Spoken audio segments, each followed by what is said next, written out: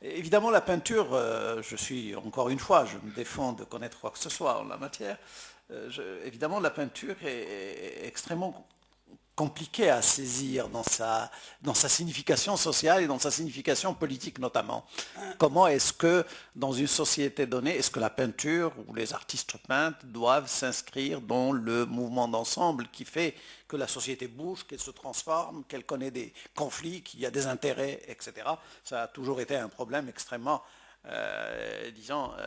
complexe et qu'il est difficile de trancher. On ne le tranchera pas plus aujourd'hui qu'on l'a tranché hier. Ce qui me semble cependant faire question, peut-être à travers ce que j'ai entendu, ce qui me semble faire question, c'est la capacité que nous avons ici et maintenant à produire un discours et à produire des œuvres, plus exactement, dans le domaine de la création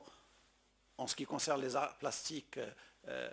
c'est ce dont nous parlons maintenant, ou dans les autres domaines, dans tous les domaines de la culture, qui soient à la fois quelque chose qui nous parle parce que ça vient de nous et que ça correspond à ce que nous sommes,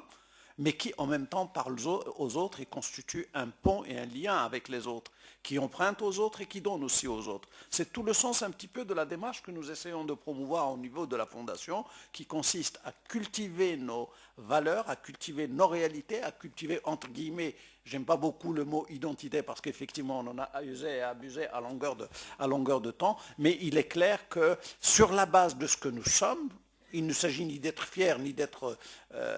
disons, d'être honteux de ce que nous sommes. Nous sommes ce que nous sommes, et c'est très bien, avec nos manques, avec nos failles, avec nos